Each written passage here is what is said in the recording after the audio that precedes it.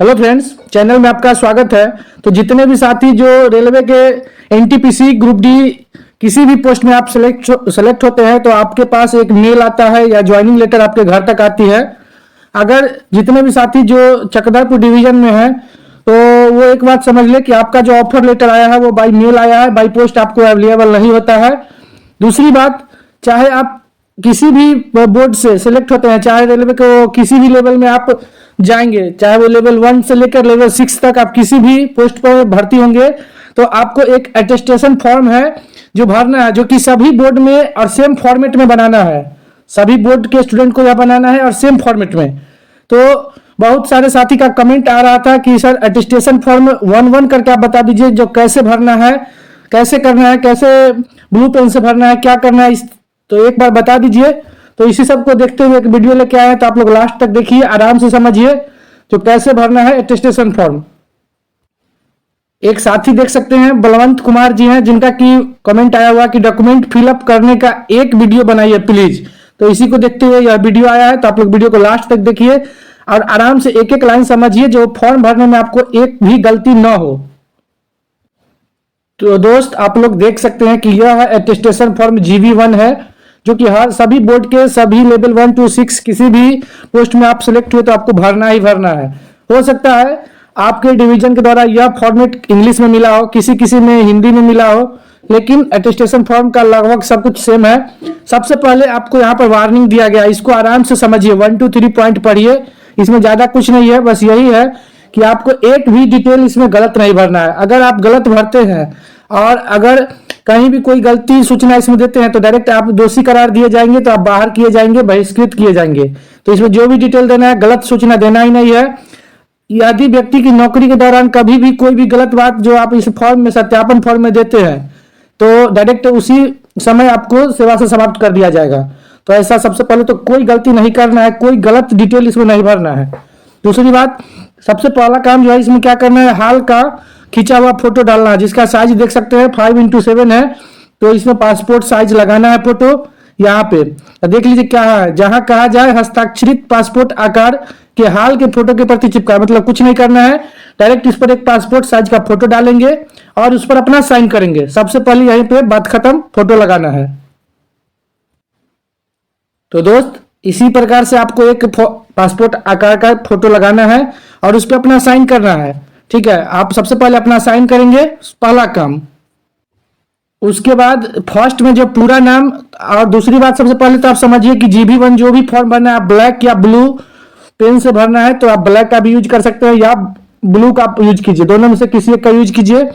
उसके बाद पूरा नाम स्पष्ट अक्षर में, मतलब कैपिटल लेटर में आपको, इन ब्लॉक कैपिटल लेटर में आपको भरना है। यहाँ पर आप अपना नाम, जैसे अगर आप दीपक है तो यहाँ पे अपना नाम दीपक लिखेंगे और सरनेम यहाँ पर कुमार लिखेंगे, दीपक कुमार है। तो अगर आपका नाम मेरे तरह अगर 3 स्टेप में होगा, जैसे कि मेरा रोशन कुमार शर्मा पूरा लिखते हैं तो रोशन कुमार यहाँ होगा, शर्मा मेरा यहाँ होगा। तो सरनेम को सबसे पहले सरनेम लिखेंगे, बाद में अपना नाम लिखेंगे। पॉइंट नंबर 2 देखते हैं, इसमें पूरा वर्तमान पता लिखना है। जैसे आपका जो फॉर्म में सबसे ऊपर जहां आपका जो ज्वाइनिंग लेटर आई है उसमें भी आप फॉर्म भरने के टाइम जो आप अपना पूरा वर्तमान पता जो दिए थे वो आपको पता इसमें डालना है। वर्तमान पता जहां आप अभी हैं, जैसे गांव, थाना, ये पूरा फुल डिटेल आपको इसमें डालना है, पिन कोड के साथ। पिन कोड नंबर जरूर डालिएगा। तो यहाँ पूरा वर्तमान पता है। उसके बाद आपको अपने घर का पूरा पता डाल देना है, सेम टू सेम यहाँ पे होगा आपका पूरा पता। उसके बाद यहाँ तक हो गया, कुछ इसमें नया नहीं है। और 3 का ख देख लीजिए, यदि उम्मीदवार मूल रूप से पाकिस्तान का निवासी हो तो उस देश का पता, तो ऐसा तो कोई साथी होंगे नहीं एनटीपीसी में, तो यहाँ पे आप नो करेंगे। ठीक है, यहाँ तक कुछ टेंशन है नहीं। अब देखते हैं पॉइंट नंबर 4, आराम से समझेंगे। गलती होगा तो कोई बात नहीं, आप इसका जीरोक्स करा के, अगर कहीं आपका फॉर्म भरने में कुछ गलती हो गया तो आप इसका जीरोक्स करा के जमा करेंगे, कोई दिक्कत नहीं होगा। ऐसा कुछ नहीं है कि जो ज्वाइनिंग लेटर में ये डॉक्यूमेंट भेजा जाएगा उसी को भर के देना है, बिल्कुल नहीं। अगर एक फॉर्मेट में गलत हो जाएगा तो आप दूसरा फॉर्मेट जीरोक्स करा के उसमें भर के जमा कर सकते हैं, लेकिन क्लियर डालिएगा। अगला है स्थान का विवरण, निवास करने की अवधि सहित, जहां आप पिछले 5 वर्ष की अवधि में 1 वर्ष से अधिक समय तक रहे हैं। विदेश में रहने के मामला में, तो अगर मान लीजिए आपका अगर फर्स्ट टाइम अभी जॉब हो रहा है तो आप यहाँ पर लिखेंगे बाई बर्थ, मतलब जन्म से, और टिल नाउ, अभी तक, by birth till now. First में होगा बाय बर्थ और सेकेंड में होगा टिल नाउ। ठीक है, उसके बाद है निवास का पूरा पता, फिर आपको इसमें फुल एड्रेस डालना है, यहाँ से शुरू करना है और यहाँ तक में आपको फुल एड्रेस अपना इसमें डाल देना है। उसके बाद है पहले वाले कॉलम में उल्लिखित जगह के जिला प्रधान कार्यालय का नाम, मतलब यहाँ पर जिस जिला से आप बिलोंग करते हैं उस जिला का इसमें डालना है। दोस्त आप लोग यहाँ भरा हुआ भी देख सकते हैं, जो जिस तरह हम आपको बताएं सेम उसी तरह मेरे द्वारा भरा गया है। बाय बर्थ टिल नाउ यहाँ पर देख सकते हैं, यहाँ पर जिला का हो गया और यहाँ आपका फुल डिटेल है। ठीक है, पॉइंट नंबर 4 तक कहीं कोई दिक्कत नहीं है, हो गया यहाँ तक बात खत्म। उसके बाद पॉइंट नंबर 5 देख लीजिए, इसमें आपको डालना है पिता का नाम, father name full capital letter में। उसके बाद नीचे मदर का नाम, अगर आप लड़की है तो आप शादीशुदा है तो हस्बैंड का नाम, लड़का है वो शादीशुदा है तो इसमें वाइफ का नाम होगा, भाई बहन है तो उनका डिटेल इसमें आप डाल सकते हैं।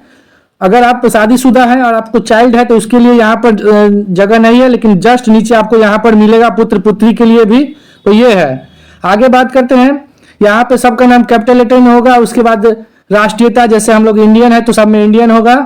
जन्म स्थान, जैसे फादर का जन्म कहाँ हुआ तो उस डिस्ट्रिक्ट का नाम यहाँ पर लिखना है, मदर का डिस्ट्रिक्ट यहाँ पर लिखना है तो डिस्ट्रिक्ट बीच में मेंशन करेंगे, फुल कैपिटल लेटर में सब कुछ मेंशन होगा। उसके बाद है क्या करते हैं, व्यवसाय दिखाना है कि फादर आपके क्या करते हैं, मदर क्या करते हैं।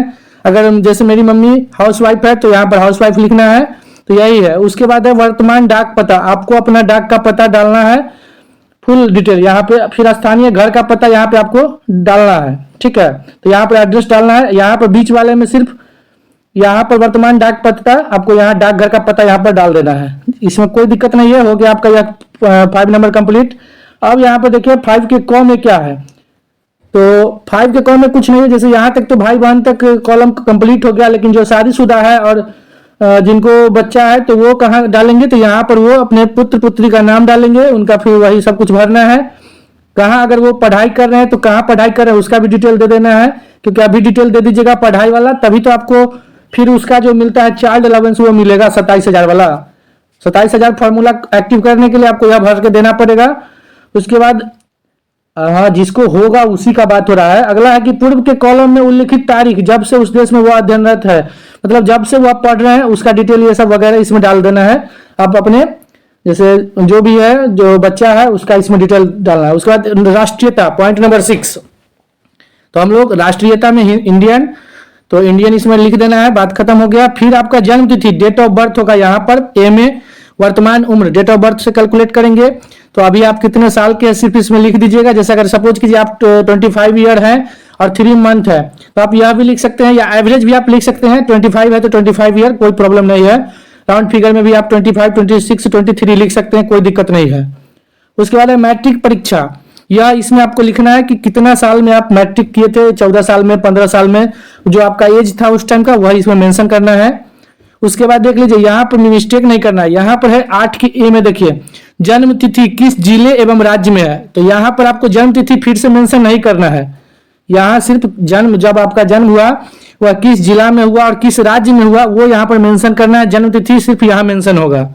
एक दोस्त का भरा हुआ देखे हैं जो पहले यहाँ पर जन्म तिथि डाल दिए, फिर वहां पर जिला का नाम, फिर राज्य का नाम, तो वो आप लोग ना करें।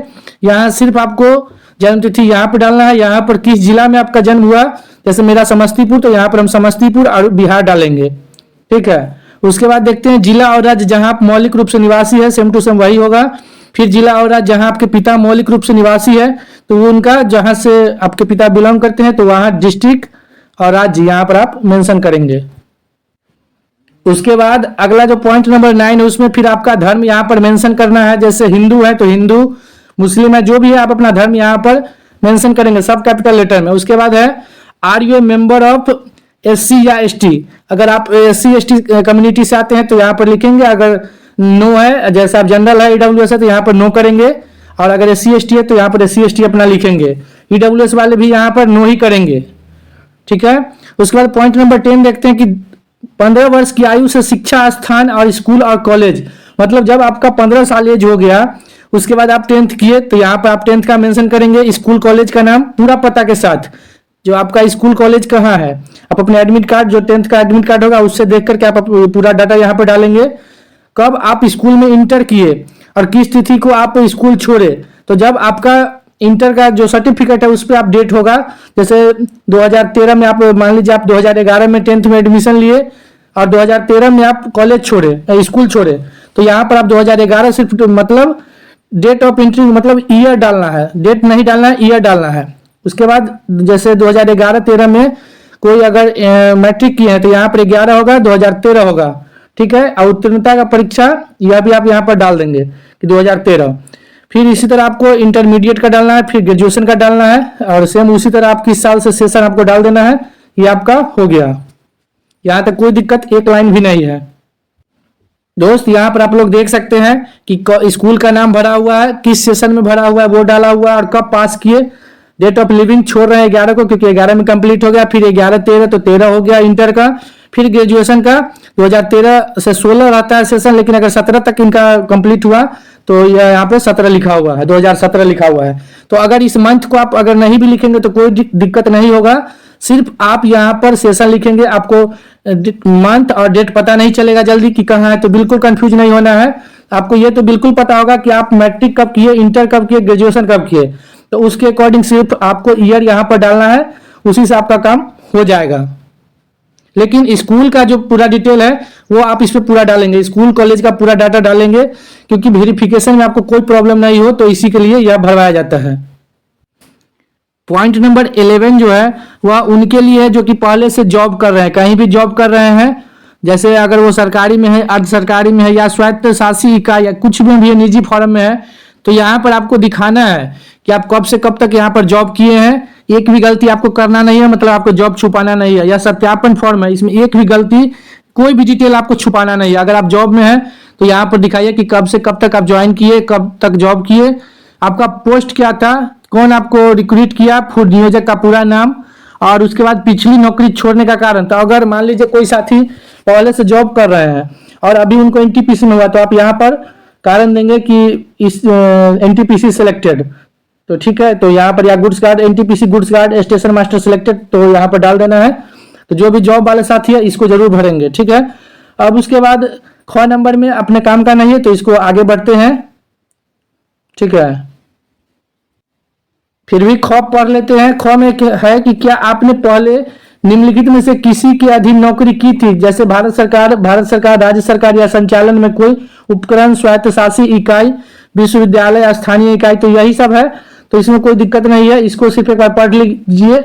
अब बात करते हैं कि 12 का 1। दोस्त वीडियो लंबा हो रहा है, लेकिन इस वीडियो का एक ही मोटो है कि एक भी आप लोग को गलती नहीं करना है इस अटेस्टेशन फॉर्म में, तो वीडियो को लास्ट तक देखिए। फिर यहाँ पर है कि क्या आप कभी गिरफ्तार हुए हैं, क्या आप पर कभी मुकदमा चला है। तो दोस्त मेरे विचार से हम तो जितना देख लिए हैं सब में यहाँ पर नो होगा, सब में आपको यहाँ पर येस को कट कर देना है इस तरह से और नो लिख देना है सबके लास्ट में, ठीक है। ऐसा नहीं कि सिर्फ ऐसे छोड़ देते हैं, कट कीजिए नो लिखिए, ठीक है। तो ये काम हो गया। कहीं आपको ये नहीं है, अगर आप कभी जेल नहीं गए, कोई मुकदमा नहीं चला है, तो वो सब आपको बताना है इसमें। अगर आप कभी जेल गए हैं वो भी इसमें दिखाना है, कुछ भी छुपाना नहीं है। उसके बाद 12 नंबर अब देख लेते हैं, यह खत्म हो रहा है वीडियो। 12 नंबर का दूसरा पॉइंट क्या है कि यदि ऊपर उल्लिखित किसी प्रश्न का उत्तर हाँ में है तो इस फॉर्म को भरते समय मामला, गिरफ्तारी, नजरबंदी, जुर्माना, अभियोग, दंडारोपण, सजा इत्यादि या न्यायालय, विश्वविद्यालय, शिक्षा प्राधिकारी इत्यादि के यहाँ चल रहे मुकदमे के स्वरूप का पूरा विवरण देना होगा, ठीक है। तो और लास्ट में देख लीजिए यहाँ पर अगर आप कहीं भी देते हैं, कहीं यहाँ पर कोई केस चल रहा है तो उसका डिटेल, अगर आप हाँ करते हैं तो उसका डिटेल इसमें फिर देना पड़ेगा। और टिप्पणी फिर लास्ट में वही बताया जा रहा है कि कृपया इस सत्यापन फॉर्म के शेष पर उल्लिखित चेतावनी पर ध्यान दें। वो जो 3 पॉइंट 4 पॉइंट है उसको फिर बताया गया। मतलब कहने का मतलब यही है कि आपको एक भी गलती इसमें नहीं करना है। रेलवे के आप किसी भी बोर्ड लेवल 1 to 6 कोई भी पोस्ट ज्वाइन करेंगे, यह अटेस्टेशन फॉर्म आपको भरना ही भरना है, ठीक है। तो ये हो गया आपको यहाँ तक। अब देख लीजिए 13 नंबर में क्या है कि आप अपने इलाके के 2 जिम्मेदार व्यक्ति के नाम या 2 ऐसे व्यक्ति के नाम जो आपको जानते हैं, सिर्फ नाम डालना है, ज्यादा कुछ नहीं करना है, सिर्फ नाम डाल दीजिए। और यहाँ पर सिर्फ नाम हो गया, बात खत्म है। आप अपने इलाके के 2 जिम्मेदार व्यक्ति के नाम या 2 ऐसे व्यक्ति के नाम जो आपको जानते हैं, तो यहाँ पर 2 आदमी का नाम हो गया, ठीक है। और आगे है कि मैं प्रमाणित करता हूं कि मेरी अधिकतम जानकारी और विश्वास में उपयुक्त सूचनाएं सही और पूर्ण है। मैं उन परिस्थितियों से अनभिज्ञ हूं जो सरकार के अधीन नियोजन के लिए उपयुक्तता को नष्ट कर देंगे। और उसके बाद लास्ट में आपको अपना साइन सिग्नेचर कर देना है। हिंदी इंग्लिश कुछ में भी आप सिग्नेचर कर दीजिए। स्थान डालना है, जब आप कहीं का भी डाल सकते हैं अपने यहाँ का, और या आप जिस बोर्ड में ज्वाइन करेंगे उस दिन का भी डाल सकते हैं वहाँ का, और तारीख डेट लास्ट में मेंशन कर देना है। अब लास्ट में इसी में आता है क्षतिपूर्ति प्रमाण पत्र, आइडेंटिटी सर्टिफिकेट। तो इसके लिए ज्यादा कुछ करना नहीं है, यह 8 अधिकारी है जिसे आप साइन करा सकते हैं। लेकिन सबसे जो इजी है, जहां लाइन आपको नहीं लगाना है होगा, वो है पोस्ट मास्टर, प्रखंड विकास पदाधिकारी के यहाँ भी लाइन लगाना पड़ सकता है, लेकिन पोस्ट मास्टर के यहाँ आपको लाइन लगाना नहीं पड़ेगा। नहीं तो आप किसी गजेटेड ऑफिसर के यहाँ जाइए और साइन करवा लीजिए, क्योंकि एसडीएम डीएम ये सब के यहाँ आप जाएंगे तो आपको उस टाइम सांसद विधायक के यहाँ तो हमको लगता है 1% स्टूडेंट जाना चाहेंगे, 99% नहीं जाएंगे, क्योंकि वहाँ लंबी लाइन होती है। तो इन 8 में से आप किसी का इसमें डिटेल इसमें आप साइन करवा सकते हैं। हस्ताक्षर उनका होगा, ओहदा और पता होगा, ठीक है। और ज्यादा इसमें कुछ नहीं करना है। और जैसे कि यहाँ पे आप अपना नाम डालेंगे, यहाँ पर फादर का नाम, पिछले आपको कितना दिन से जानते हैं, तो मिनिमम आपको दिया हुआ है इसी में कि 1 साल से कम नहीं डालना है। तो इसमें आपको 1 ईयर 6 मंथ डालना है, या 1 ईयर 2 मंथ डालना है, या 2 ईयर 2 मंथ, कुछ भी डालिए, लेकिन 1 साल से कम नहीं डालना है। ऐसा नहीं कि यहाँ पर खाली छोड़ देते हैं, 0 कर देते हैं, और यहाँ पर 6 डाल देते हैं, 8 डाल देते हैं, तो ऐसा नहीं करना है। 1 साल से ऊपर डालना है। उसके बाद हो गया, यहाँ पर साइन हो गया, काम खत्म है, आपका अटेस्टेशन फॉर्म रेडी है। तो दोस्त, कहाँ आपको कंफ्यूजन लग रहा है आप लोग कमेंट कीजिए। अगर कहीं पे कुछ जानकारी अधूरी लग रही है तो भी आप कमेंट कीजिए, हम आपको जो भी कंफ्यूजन होगा उसको दूर करेंगे। थैंक यू, मिलते हैं फिर अगले वीडियो में।